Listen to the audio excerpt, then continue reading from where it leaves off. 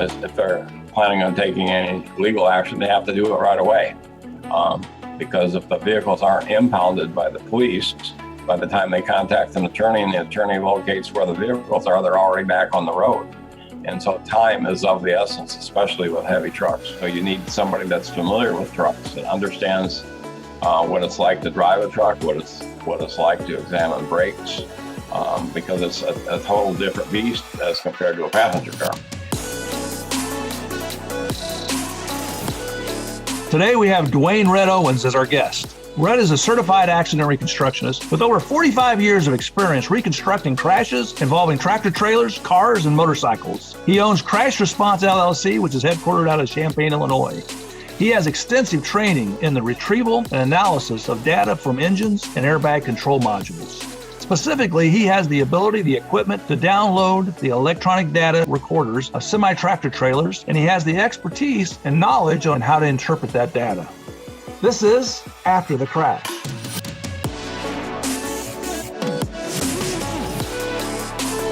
I'm attorney Dave Craig, managing partner and one of the founders of the law firm of Craig, Kelley Faultless. I've represented people who have been seriously injured or who have had a family member killed in a semi or other big truck wreck for over 30 years. Following the wreck, their lives are chaos. Often they don't even know enough about the process to ask the right questions. It is my goal to empower you by providing you with the information you need to protect yourself and your family. In each and every episode, I will interview top experts and professionals that are involved in truck wreck cases. This is After the Crash.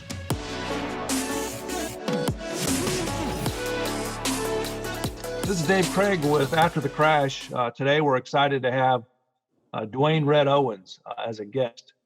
So Red, you and I have had the opportunity to work together in the past, and I know you're an accident reconstructionist, and it looked like you got your start originally in the police department. Is that right? Yes, back in 1971, I started the police department, and they initially put me in the traffic unit. And then a while later, I was in patrol division, and then we ended up having an accident problem with way too many accidents. So they started a traffic safety unit. And so I was in the traffic safety unit for 11 years. And about half that time I was in charge of the traffic safety unit. And in my career on the police department, I investigated probably 5,000 or 6,000 crashes. And then when I was on the police department, for training, I went to all the schools at Northwestern University for accident investigation, technical accident investigation, accident reconstruction, my computer applications programs in accident reconstruction. And then in 1989, I took a 16-hour exam. That was a 2-day exam. It was a joint certificate from the Illinois Law Enforcement Officers Training Board and the Illinois Department of Transportation to get state certified as an accident reconstructionist. And so I started working for an engineering firm part-time when I wasn't on duty for the police department back in 1983. And so, and then when I retired as deputy chief of police in 1991, then I went full-time with the engineering firm. And then in October 1st of 2015, my wife and I both quit the engineering firm and started Crash Response LLC. Yeah, and I know you're sort of, as you mentioned, you're a certified accident reconstructionist, I think in 1989, but you're also certified in crash data retrieval system. Is that right? That's correct, sir. And so, and that's the topic we're going to talk about today, rather than obviously accident reconstruction covers a huge area. But today we're going to talk about obtaining data out of big tractor trailers, semis, as well as motor vehicles. Because when there's a wreck, when there's a semi-wreck, a lot of folks don't know that there's data that can be obtained if you get in there quick enough. And so that data can be critical in helping you reconstruct these types of wrecks. And so we want to spend some time talking about that. But I'm kind of curious as to why accident reconstruction? I mean, what prompted you as a police officer? Obviously, you were busy doing that type of stuff, but why did you decide to become an accident reconstructionist? Well, as a police officer, I liked helping people. And when I was on the patrol division, for example, you'd be arresting the same people again and again, and they just post bond, or they'd be released and they'd be back on the street, and you're dealing with them the next week again. And it didn't seem like I was making any headway. But I've always liked investigating accidents, because we go to a crash site, people are injured, they're frightened. I can help take care of their injuries, call for a wrecker, clean up the crash site, and when I'm done, I can see I've accomplished something. And I like helping motorists, like, for example, when they're stalled along the road or whatever. And so I like to meet people, that have a smile on their faces, compared to when I'm on patrol division and you're arresting somebody and they're not happy with you. And so you've been doing forensic, what we call forensic work. You've been working for folks, been hired to figure out how these wrecks happen between semis and cars, or semi and semi, or motorcycles and cars, whatever. So what type of folks hire you? Who hires crash response to figure these things out? Yes, typically it's either law firms, insurance companies, or trucking companies. Okay. And I think that's important for people to understand, is that there's a lot of forensic people who work on both sides, who get hired on sometimes for the victims of the wreck, and sometimes for the trucking company. And your company, you do work on both sides, correct? That's correct, sir. It's about a 50-50 mix. And do you think that's important? I mean, to have, as far as your perspective, or does it matter? I think it's important for other people to know that, because they don't know how I personally feel. And when I go and reconstruct a crash, I really don't care who hired me. It is what it is. And I don't really care whether it helps your case or hurts your case. You hired me to tell you the truth. And so I think the fact that I work on both sides lets everybody else know I feel that way also. And I think that's important, because a lot of people don't understand that, when I'm, as an attorney, when I get hired by the victims of a wreck, I want to know up in the front end, how strong is my case, or even if I have a case. And I know I've hired you. I can think of a case we did down in Decatur County, Indiana, where a semi was involved in a car and a guy got killed. And initially, there was some reports that the semi was speeding, and so that gave us, they hired us to look into that, and we hired you, and you did a download, and we found out that the truck was not speeding. That in fact the truck didn't do anything wrong, and so we just dropped the claim. I told the family I couldn't help them, but I would suspect that there's times like that when you provide answers to people, either to the trucking companies that, hey, you guys did do something wrong, or to the victims and said, hey, the trucking company didn't do anything wrong. The facts are the facts. That happens more often than you think. Let's talk about heavy truck, semis, commercial motor vehicle wrecks. I think the first thing that's important for people to understand, and maybe you can elaborate, is that they're not the same as car crashes. I mean, the folks that I know from, as far as lawyers, there's a whole different level of expertise and knowledge is required to handle a semi truck case than a car crash. And certainly with the experts, I believe it's the same. Yeah, that's correct. Because a couple things I'd like to mention, people have the tendency to call EDRs black boxes, and that's it's probably a poor association, because black boxes are in aircraft and they're constantly recording, and the EDRs in a passenger car only record data when the airbag control module wakes up to a potential crash. Otherwise, they're not recording anything. And then in heavy trucks, the EDRs take snapshot data that's been programmed in them, and basically the snapshot data is used by the mechanics that repair the trucks to help them diagnose what's wrong with the engine, and also helps with the safety personnel for the trucking company to know, how their driver is doing. As they drive down the road, you look at the cost of a truck, tractor, semi-trailer, you're probably looking at $200,000, and that's not counting the cargo. So you're sending somebody out with $200,000 worth of equipment plus the cargo. You need to monitor what they're doing, and so the EDRs and the truck ECM helps them do that. The EDRs are programmed for recording pertinent things in a snapshot. For example, if you over rev the engine, or you're speeding, or you're doing a lot of hard braking, because if I'm the owner of a trucking company, I don't want to keep putting brakes on your truck because you're hot rodding and you're not driving in a cautious manner. And so the EDRs allow me to do a download and know how well you're doing as a driver. And I think that's important because the computer system and what we're calling the EDR that's in an SUV and a car is different than what's in a semi-tractor trailer, correct? Right. The EDRs in a car are designed to record the performance of the airbag control module, as well as pre-crash data as far as what the driver is doing, what the speed of the vehicle is doing, things of that nature.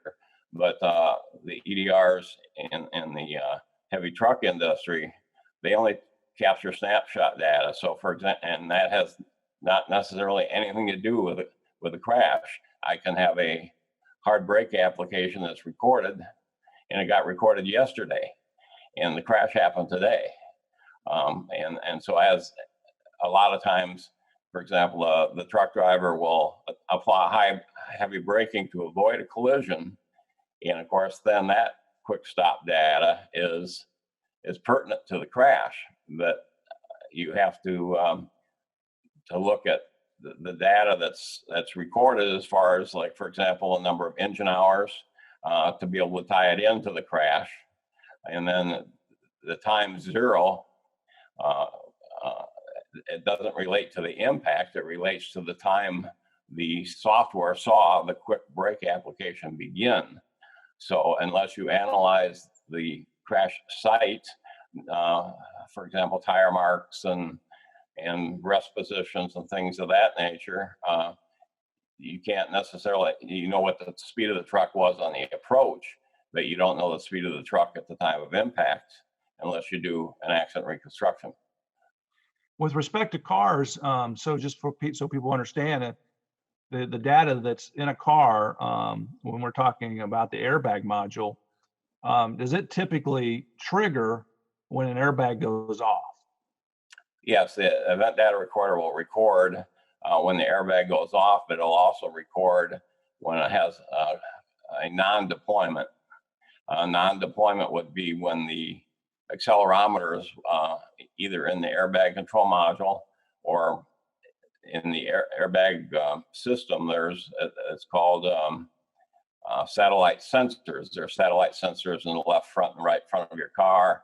The vehicles that have rollover airbags or side airbags for rollovers, there's sensors in the B pillar. That's the pillar right behind your head. And so if any sensor sees what it senses a quick deceleration, let's say you hit a really bad pothole. I'm not talking about a small pothole, but I'm talking about one you think you just tried to swallow your car. You really hit it hard. That's going to wake up the modules more than likely. And then it'll record then what your speed was 5 seconds before this occurred in 1 second intervals. It'll record whether you had brake application, whether you applied any steering left or right, things of that nature. And so again, so with respect to cars, there's usually a lot of times then they actually capture the crash data because they're kind of designed either for the airbag to go off or for the module to be triggered, correct? Say again, please. So a lot of times The airbag, like when we were talking about a car and a SUV, the data that's collected oftentimes does collect the data involving the wreck because the airbag was either triggered or the module was triggered. That's correct. And now in big trucks, like I think you just mentioned, that's not the same. It doesn't collect data. There's no airbag that goes off or a module that's triggered when there's a crash or a big pothole or whatever. It's typically, is it not, deals with braking. It deals with braking and other engine issues, for example, over rev, over speed, low engine oil pressure, low antifreeze, things of that nature. That it's designed to take snapshots to help a mechanic know what's wrong with the engine and to do the repairs, and also help the trucking company's safety personnel to know how the driver is doing, such as hard brake applications, how many, that type of thing. So I've heard the terminology of hard brake. I've also heard some people use different types of terminology, quick stop. They're all talking about deacceleration. Can you explain to me why sometimes I hear people talk about different terminology? That's because the manufacturers use different terminology. They'll use hard brake, quick stop, sudden deceleration, fast stop, and acceleration triggered event. So It depends on which manufacturer you're talking about. If you look at it from the accident reconstruction standpoint, I would call it a quick stop.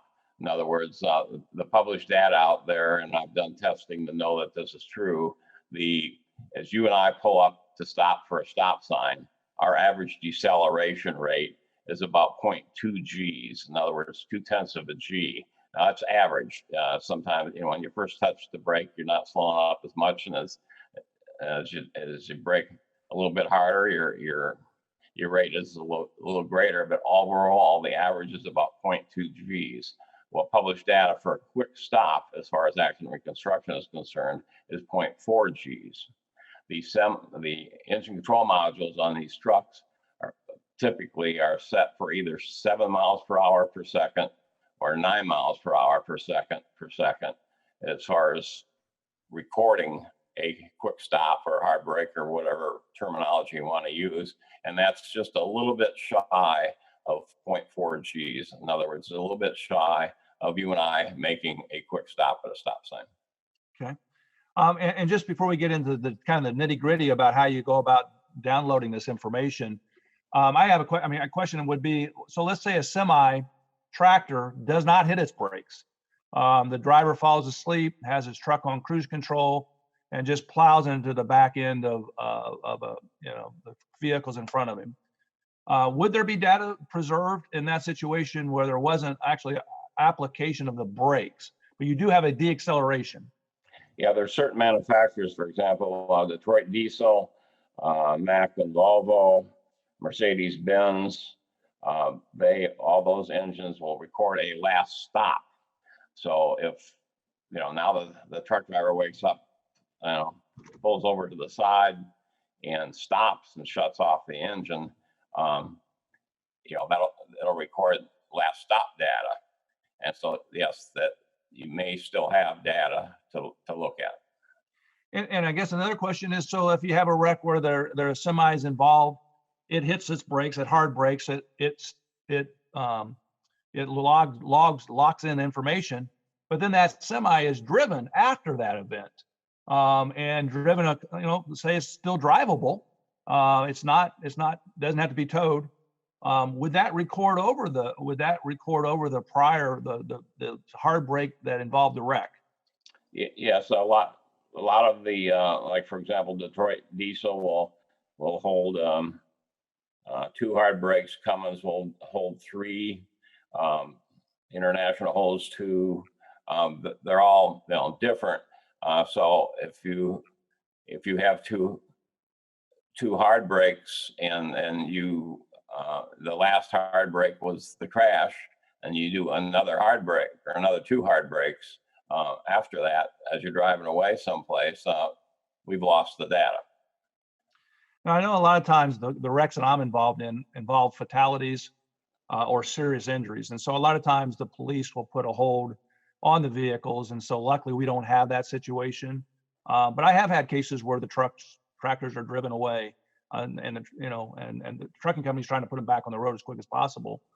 And so I think in these cases, at least from my experience, the sooner you can get your reconstructionists out to the vehicles, the better off your case is, or the better off at least preserving the evidence is. Yeah, that's correct, sir. And so oftentimes you get called out right after a wreck, or whether the vehicles are still being stored somewhere. Yeah, I do. Yes. So let's talk a little bit then. What do you do? So you've been called, you've been hired by either side, and they want to extract data from the semi tractor or other heavy truck. Can you walk us through? Tell us a little bit about what's involved in the process.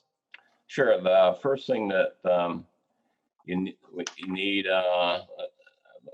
me look here real quick.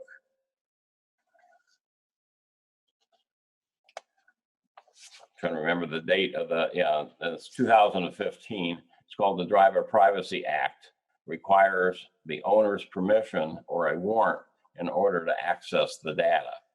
Now, it doesn't say the owner at the time of the crash.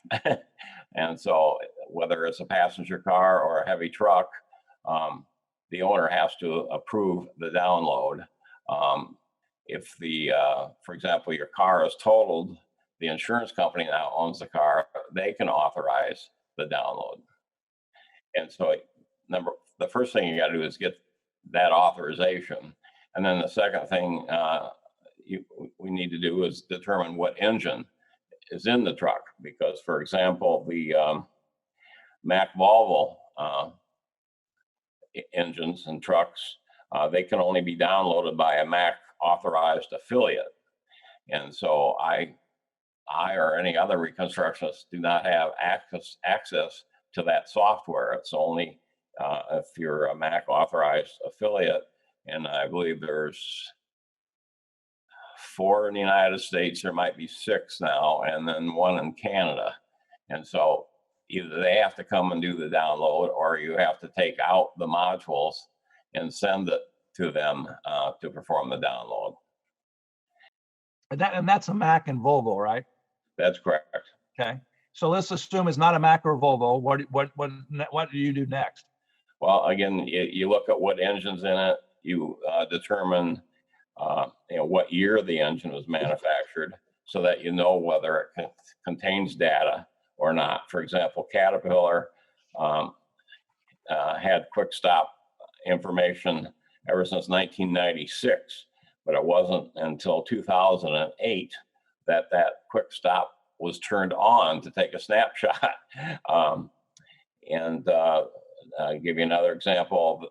PACCAR on highway engines was 2010 that began, and then ended in 2016, because there was a training class by instructors from the Society of Automotive Engineers teaching people like myself how to do the downloads and analyze the downloads, and they were breaking at 2017 PACCAR, and they instrumented it with accelerometers, fifth wheels, other ways of also recording data, and they discovered that the speeds recorded during the hard braking was only approximately 50% of what it actually was. And so they contacted PACCAR. PACCAR discovered that was an error, and they said that it was a software issue with the engine. I'm assuming they mean software issue with the engine control module, and they said they would have it repaired or fixed, but I don't know the terminology they use, but they have like, for example, I'll just use the airbag control module stuff for I'm on version 19.6 now. And, you know, and prior to that, you know, let's just say they're going to fix it, but they won't fix it until version 21.5 comes out. So, so far, to my knowledge, they have not repaired that. And so it's different with the CDR system for cars. I've had 4 updates already just this year, but you don't have that a lot of times with the heavy trucks because they're not, like I said, the purpose of it is not accident reconstruction. We just happen to use that data. So you know, and obviously, again, that's why it's important to understand and do this and be trained, because you have to understand how important and how accurate the data is that you're extracting. Because if you're just extracting it and you don't know how to use it, then it's meaningless. And it can create false results. And so a big part of what you do is not only extract information, but then am I correct in that you have to understand how to interpret it, how valid it is, how accurate it is, and then you utilize your other reconstruction expertise to make sure it all ties together. That's correct, because the event data recorded information either on passenger cars or heavy trucks, either one, that assists a reconstructionist on becoming more accurate with the speed estimates and things of that nature, but it doesn't replace a reconstruction or gathering proper evidence at the crash site. And we used to have, you know, before anti-lock brakes, we used to have skid marks, and so we could use skid marks, but now we don't have that as much. And so a lot of this data is very helpful, but I think it's important for people to understand that you still need to be at the scene as soon as possible and collect the data from the scene to compare that to the data you're extracting, correct? Yeah, that's correct. On EDRs from passenger cars, because it's hydraulic brakes, the ABS system cycles so fast that virtually you don't see any tire marks at all. If you are lucky and get there right away and the sun is at the right position in the sky, you can end up seeing what's called a shadow. And so it's almost like a pavement erasure type evidence, but it doesn't last very long. With heavy trucks, just because of the weight and on the tires, as well as the fact that the brake system is operated by air, and it's not physically possible to cycle air on and off as fast as you can cycle brake line fluid on and off. And so you'll still have some tire marks from tractor trailer combinations, even though they have ABS. But the problem that you have with that is that because there's so many axles and so many tires, you don't know which set of tires initially started the skid marks. Was it the last axle on the trailer, or was it the last axle on the tractor that actually began to leave the tire marks? So that's the type of analysis you have to do as a reconstructionist. So you've been hired, you get to the scene, you get to the salvage yard or wherever the heavy truck is. Tell me what equipment you need, and maybe you can walk me through how you will go about extracting the information. Then we'll go into detail about what kind of information you get. Sure. You have an interface between your computer and the truck, and it's kind of like the diagnostic link connector on your car. If your check engine light comes on, you go in and they plug in to a connector under your dash, just near your steering column area, and they download data to see why the check engine light came on. Well, I download that how it connects to the truck. Again, you have to have power to the truck. You have to have the ignition key, and you connect into either a 6 or 9 pin Deutsch connector. That connector is just a round connector. It's usually underneath the dash, the left kick panel by your left foot. Sometimes they're by the just to the left and behind the driver's seat. And so when you start the software, and from each manufacturer, depending if it's Cummins software, you start using, their Cummins engine, you start using their software, and then it will download the data from the truck. The issue a lot of times, if you can't get the truck powered up, don't have the ignition key, then you have to either find a surrogate truck. In other words, large trucking companies, a lot of times they'll buy a whole bunch of trucks all at the same time. They're all configured exactly the same. So you can, if you're the trucking company, you can go to another truck, download that engine control module to make sure there's no fault codes, and then swap modules out and then do the download.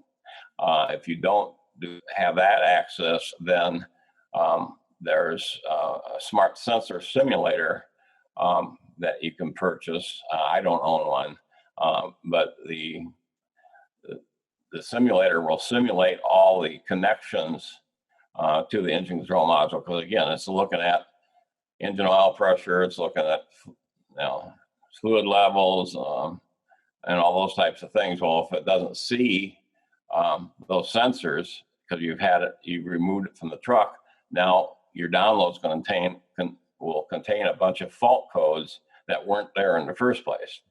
Now, as far as the reconstruction is concerned, I don't care. My quick stop data is going to be the same no matter what. But some people don't like the idea that you're adding fault codes to the download that weren't there at the time of the crash. Now, I think you did you send me some photos of the equipment you use? Yes, I can share that with you in just a second here. So for those folks who are watching on the video Zoom, the video podcast, we'll show you some pictures of the equipment that is used in extracting the information out of the tractor trailers. Okay, you tell me when you see it. Yep, I see it. Okay, it's called the Nexic USB Link 2, and so that hooks up through a USB port in your computer. And then you can see there's on the other end of the round connectors I told you about. The gray one is the 6-pin, the green one's the 9-pin, and that's what you use for the connection. So that's an engine control module on a Volvo on the side of the engine. I couldn't back the photo up any to get a better picture of it because there's so many hoses in the way. So I actually had to be up real close. And you can see the yellow connectors, that you have to release. There's two groups of pins for the engine control module, and that's called on Volvos, and I believe some Mercedes engines actually have two separate modules, and I'll show you that in a little bit. But there's the module removed, with the exception of the fuel line that goes around it. It's beyond me why Volvo has fuel coming in one side, making a complete U, coming out the other side, but you have to disconnect the fuel lines too before you can get the module out. And then on the inside of the truck in the dash is it's called the vehicle electronic control module. And the two modules communicate with each other, as well as information in the odometer, speedometer housing. And now the type of information you get out of these trucks, I assume they vary a little bit based upon who the manufacturer is. Is that fair?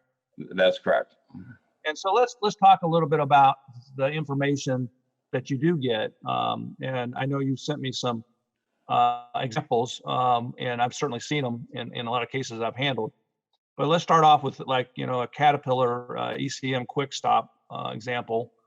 What type of information are we able to get out of this this computer?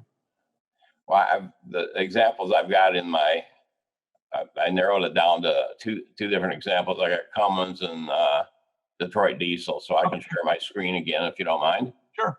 I have not downloaded all the pages. I've just downloaded some pertinent ones so you can see what type of information you get. And I mentioned earlier that the sudden desal threshold is 7 miles per hour per second. And then you can see you have ECM run time, and that shows that the ECM was actually on for 593 hours, 21 minutes, and 31 seconds.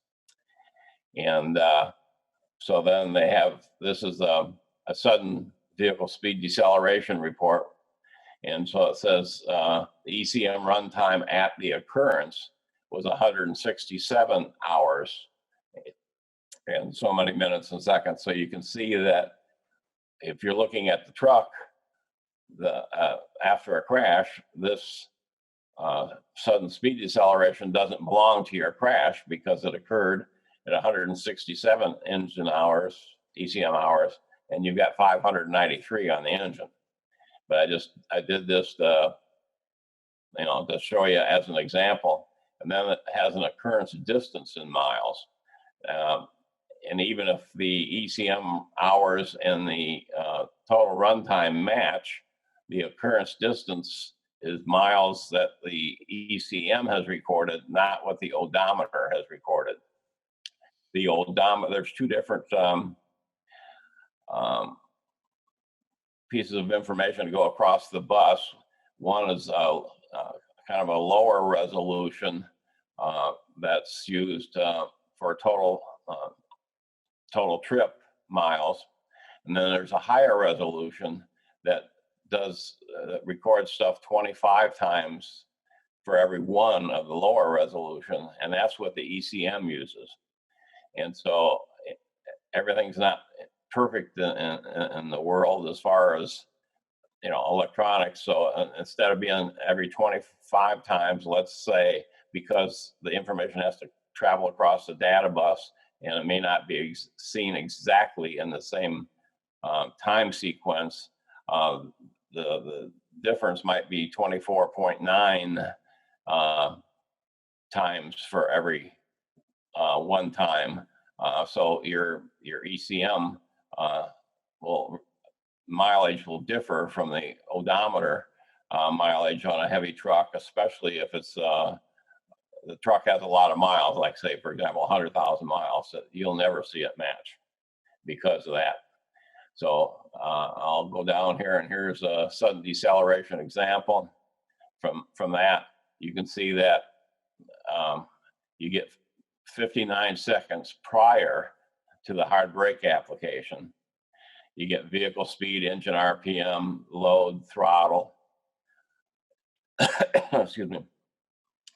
And we'll go down, and then that time zero, which I mentioned to you, at 7 miles per hour per second. Well, the miles per hour here are only printed out, but the information is captured more often or with more accuracy than to the mile per hour. So even though you only see it 6 miles an hour, it actually was 7 because it might have been 60.6 or 60.4 miles per hour, and then 53.7 or something, but it just prints out to the nearest. But the difference between the two and that time stamp was 7 miles per hour per second. So that's what becomes time zero. And then you get up to 15 seconds after that, as far as what the speed is concerned. You can see that it did not, it was a hard brake and it slowed up, but then it started back up and continued on down the road. Excuse me. The next example I have is Detroit diesel. And that's my favorite of all the trucks as far as the download's concerned. You get an odometer reading, again, from the ECM. But here's, for example, a hard brake count. There's 122 hard brakes out of about 80,000. So if you're running a trucking company, well, let's say you have 100 trucks or 200 trucks out there. If you do the downloads and you can see, well, what drivers are doing a better job not doing so many hard brakes, and you know kind of what the the average is for your trucking company. So when you have somebody with a higher average, you can take some disciplinary action. Unfortunately, the speeds and the hard brakes information from the ECM downloads, I've never, when I look at personnel files from the trucking company, I have never seen anyone ever disciplined based on ECM download data. That's kind of sad. So then here's like speeding, for example. The highest speed obtained by this truck was 83 miles an hour. And then you've got the being equal to or greater than 71 miles per hour. That happened 65,535 times. So this is the good information that you can get from a Detroit diesel. And again, I mentioned about the 7 miles per hour hard brake limit. But here's the part that I love, is the daily engine usage for one entire month. So let's say the accident happened on February 26th of 2020. You're going to have, engine drive hours. So it shows how many hours and minutes the engine you were driving, how many hours and minutes you were idling, and how many hours and minutes the engine was off. So it's important for the attorney or insurance company or trucking company, obviously a trucking company will know, is there more than one driver to this truck? Because this engine's recording this information, but it doesn't know who's driving. And everybody thinks now we have electronic logging devices, but there's as much cheating in the electronic logging devices as there were in the paper ones, because all the things you can do in the paper ones, you can do in the electronic logs also. For example, you can say you're in the sleeper berth when in fact you're sitting and having your truck loaded, at a terminal. The electronic log doesn't know that you're not in the sleeper berth. You have to enter it yourself. So you can see that this comes in real handy for comparing what the driver says. Let's just say the driver says on the 25th was his day off. He wasn't driving. Well, obviously he was driving. So that's how you can catch when they're lying about their logs. And then here's a hard brake example and talking about investigating the crash or knowing more about the crash. You'll see that on this hard brake, the odometer reading at the time of the download was 215,522.1 miles. But the time of the incident, the odometer was 215,518.7 miles. So they don't match. Well, you're going to say, well, then this hard brake doesn't belong to this crash. But in fact, it does, because if you did the investigation, you would know post-crash, the truck kind of limped down the road for almost 4 miles to pull into a parking lot to wait for the wrecker.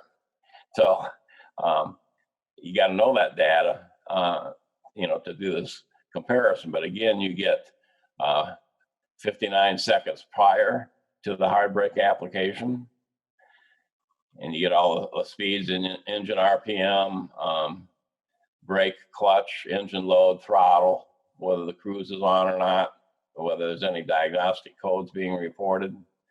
But here's the at time zero, obviously, is when the speed dropped by 7 miles per hour per second. But what's interesting, this truck is approaching a traffic light, and the traffic light is changing from green to yellow to red. And you can see as the truck is approaching, look at the throttle at about 13 seconds prior to the hard brake. We got the pedal to the metal, and so the speed is picking up because he's going to try to beat the light. And then when he doesn't, bam, we have a collision. And again, you have to go back and look at where the truck came to rest, so you can work your way backwards, time and distance wise, to know what speed the truck was going at the time of the collision. But that's a a good example of using the truck EDR data. No, no, that's, I mean, and that's, I mean, in this day and age, I mean, it's completely different than when I first started 35 years ago. I mean, the amount of information that we have is a lot more. Some areas we lost some data, lost some information, the skid marks, but we've gained it in so many other areas. But like you said, you kind of need to go to the scene and look at the evidence, and understand how this data relates to your actual wreck. That's correct, sir. And so tell me, I mean, how important is it in your mind? So when there is one of these big wrecks, and it involves serious injuries or fatalities, how important is it for the lawyer or the trucking company to get their team together and get their reconstructionists and their people to the scene to extract this data and to examine the scene? Yes, it's very important they do that right away. Especially truck wise, if you're not the owner of the truck, the trucking company wants to make money, obviously, and they've got a load on, for example, on the trailer. It doesn't even belong to them. They have an obligation to get this load to where they were supposed to haul it to. And so a lot of times the truck tractor will be damaged enough that I'll still be around, but now the trailer is not around anymore, because within about a day, another truck tractor came, picked up that trailer, if it's not impounded by the police, and took off with it. Well, if you want to do a brake exam, you don't have a trailer anymore. So it's important to get going on a truck case more so than it is on a passenger car case.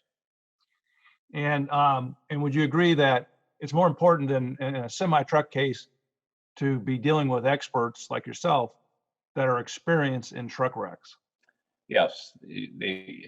For example, myself, I have a Class A CDL. I've been to Bendix Air Brake School.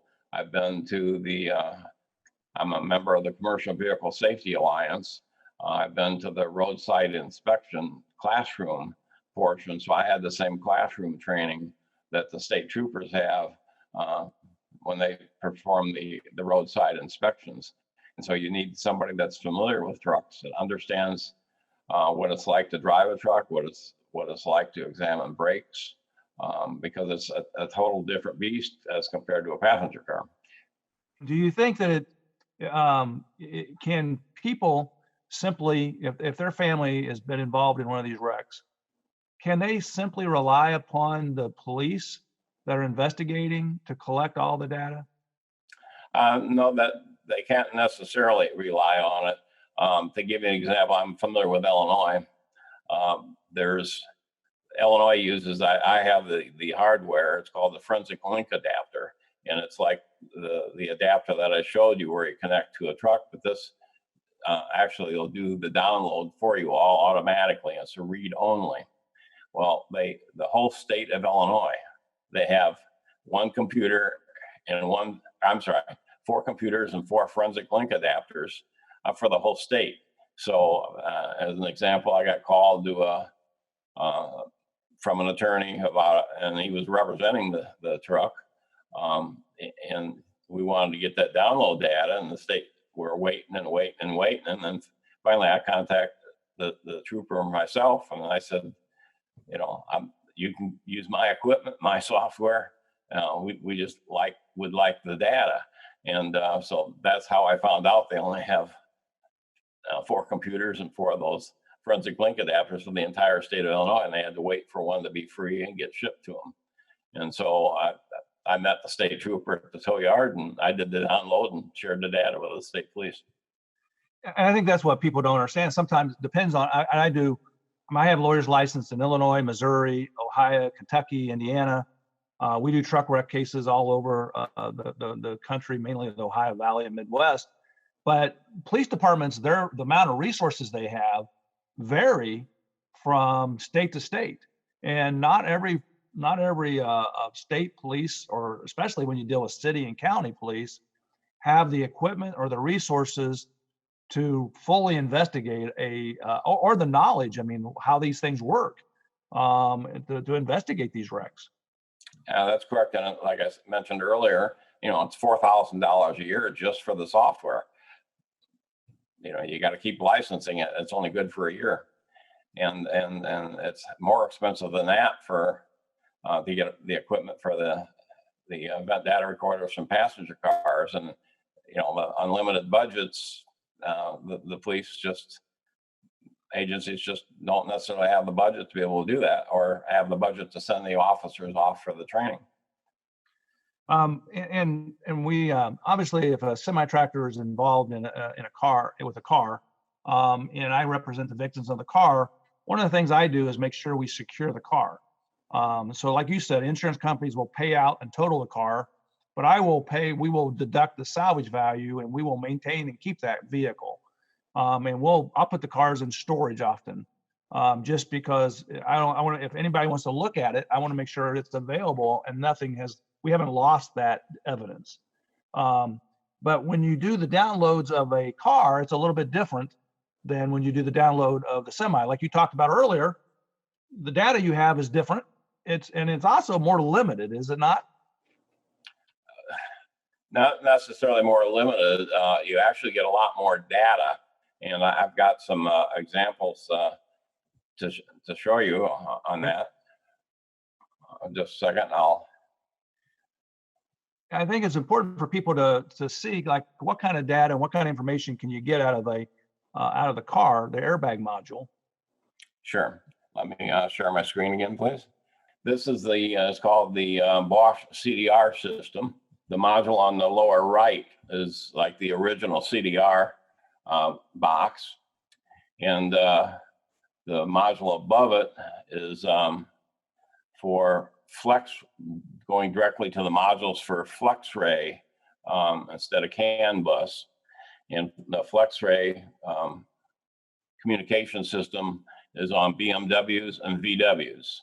Now, why those two companies chose a different system than every other manufacturer in the world, I don't know. And then the one on the lower left is their latest module or interface is called the 900. And eventually, all the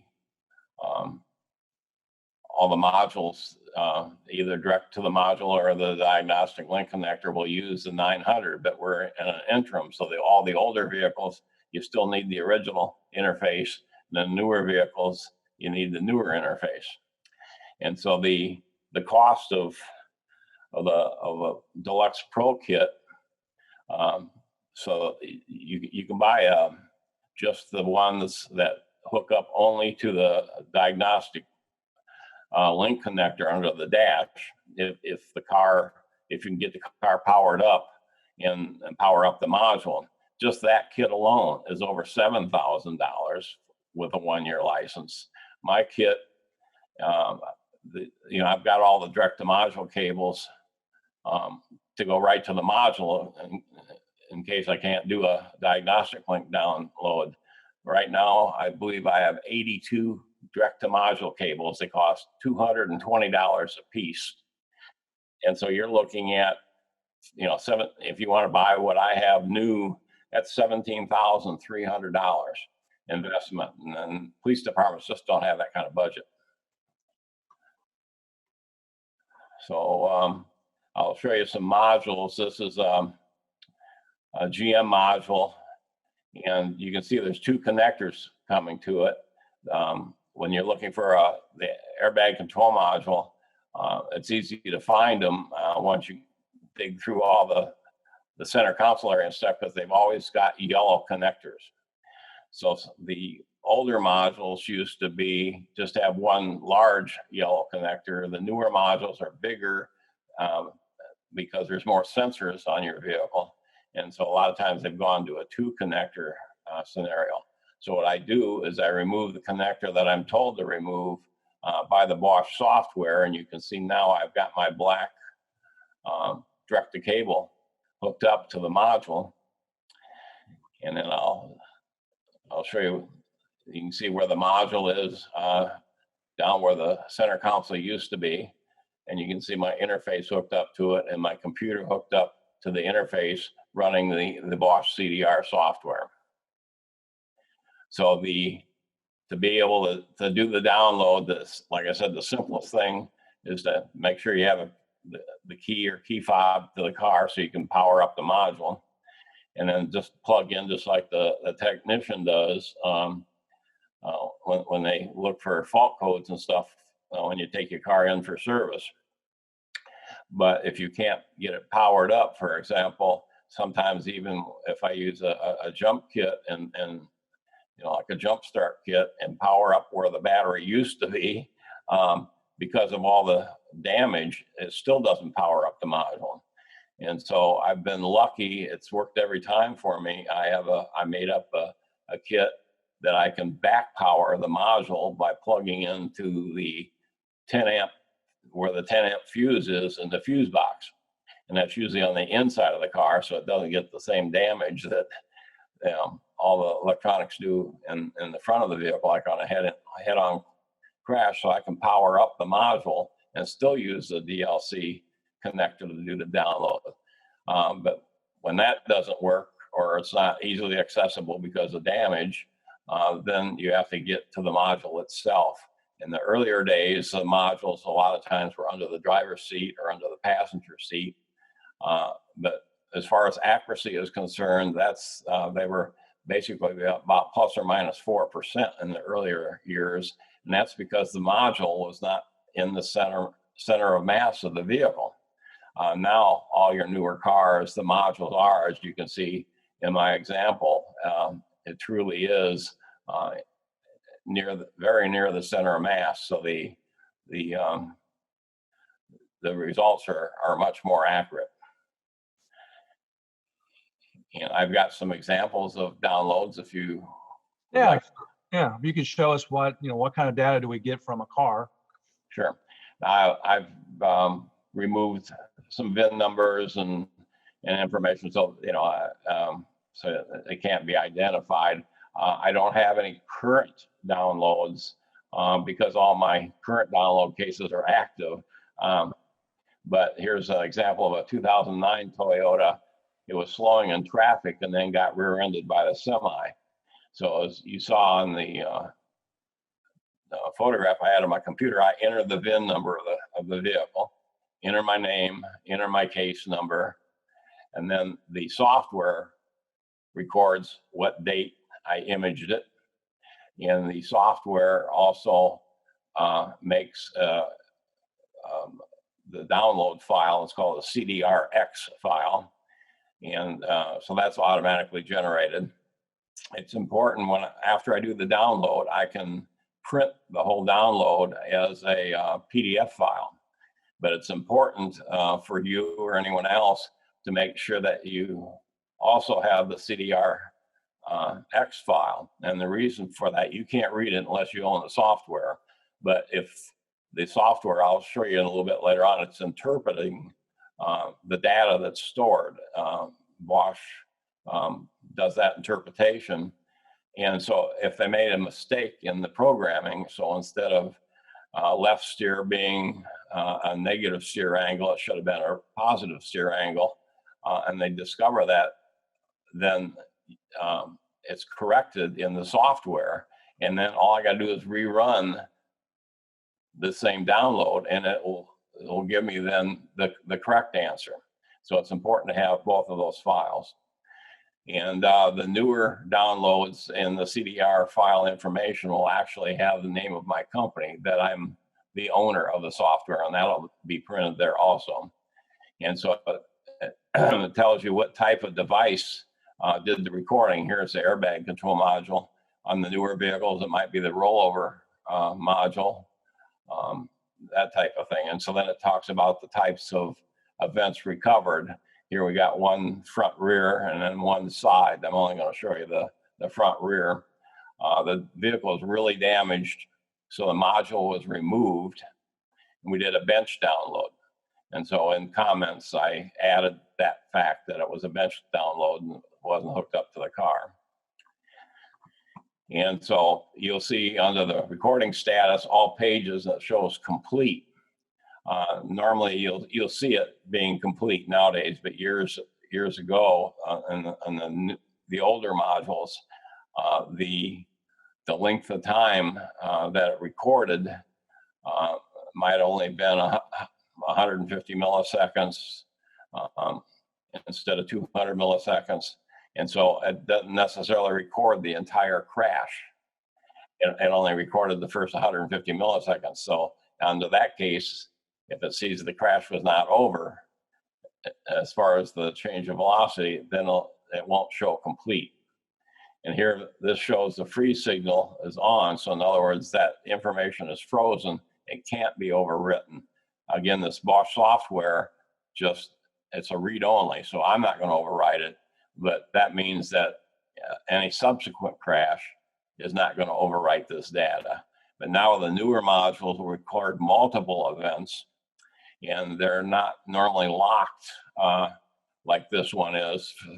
And the reason for that, for example, let's say the initial impact triggered an airbag deployment, but subsequent to that, you got a much larger, more serious crash.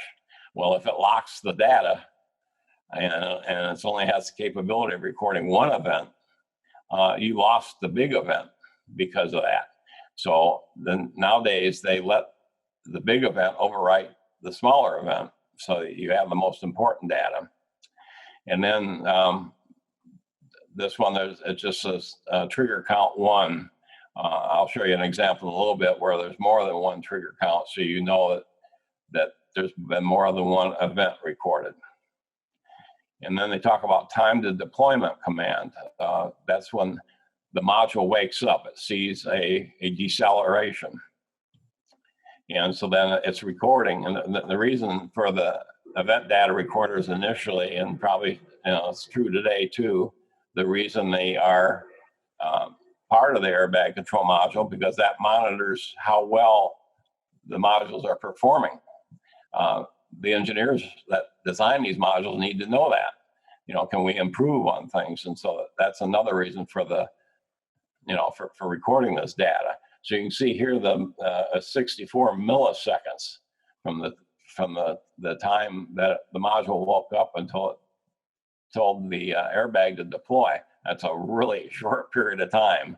But in reality, that's long. I'll show you an example in a little bit that it's only 10 milliseconds.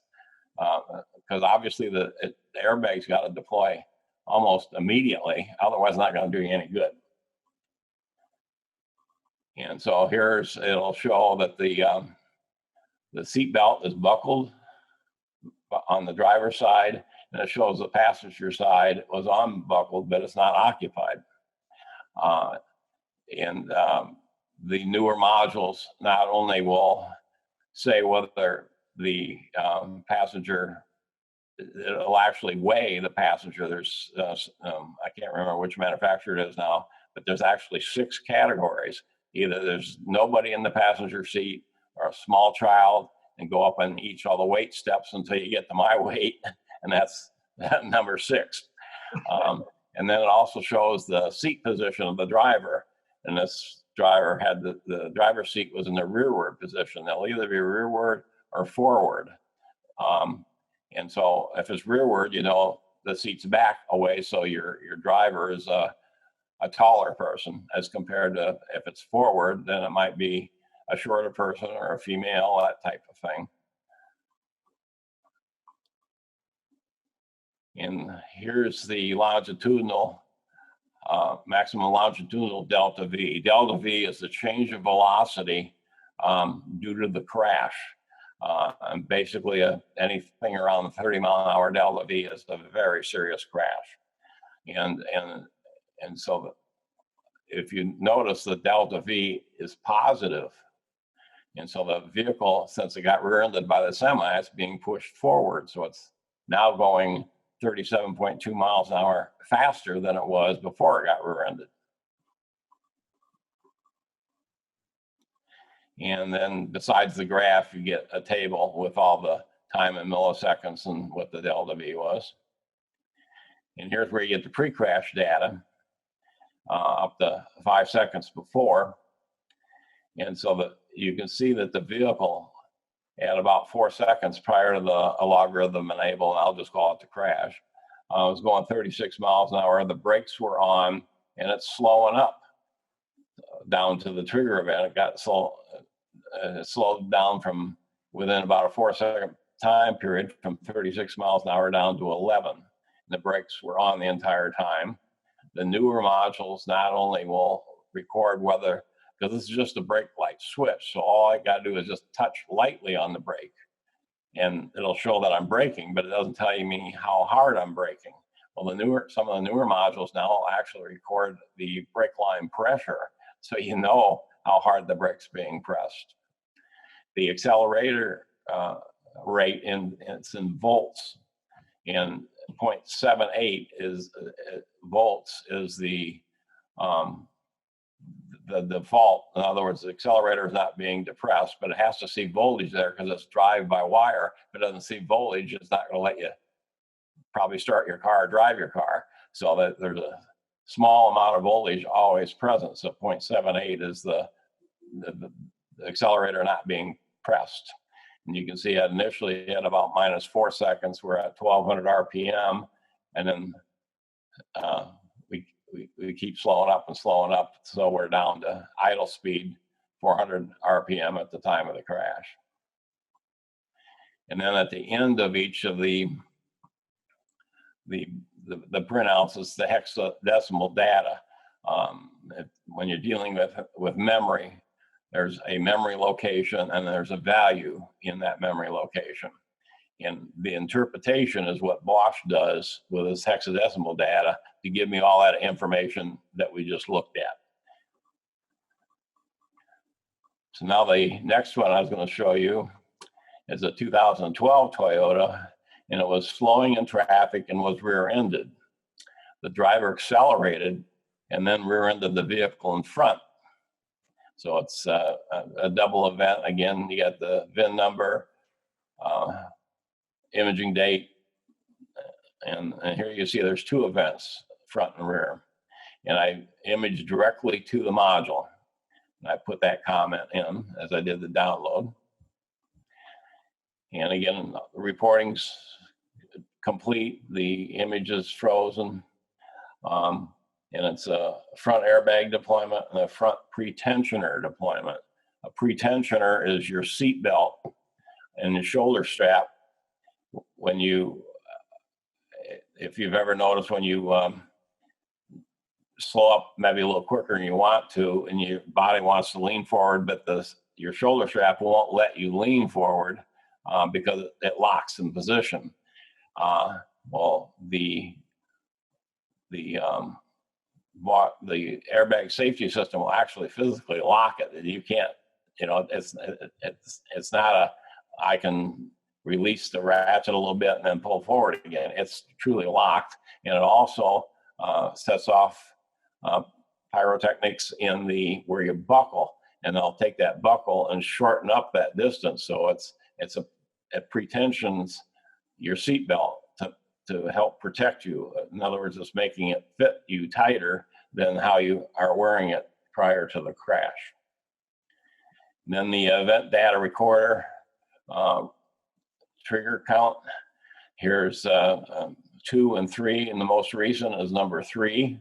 Again, the trigger count 1, it only can record 2, so 1 obviously got overwritten. It might have been an earlier crash and they never replaced the airbag control module. It might have been, in fact, they just hit a pothole, like I mentioned earlier, and that got overwritten. And you can see the time in milliseconds between the first prior event and the most recent is 6,076 milliseconds. So in other words, they're not related.